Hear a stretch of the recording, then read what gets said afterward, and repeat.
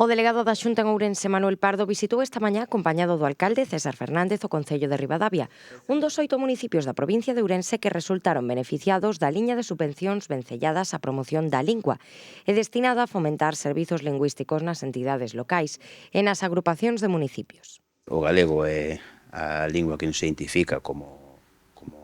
pobo, e da Xunta de Galicia, en colaboración e coordinación cos concellos, o que pretendemos é o seu uso cotidiano, apoialo e fomentalo de todos os ámbitos. Consideramos que é un elemento que temos que seguir a traballar para que o uso se faga extensivo no ámbito administrativo, pero tamén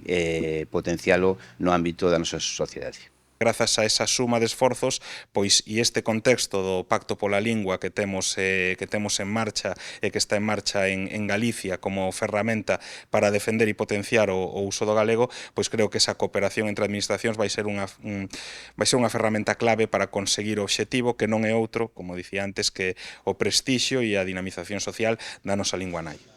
Deste xeito, a beiro destes servizos desenvolveránse proxectos que impliquen a realización de accións e campañas de dinamización lingüística.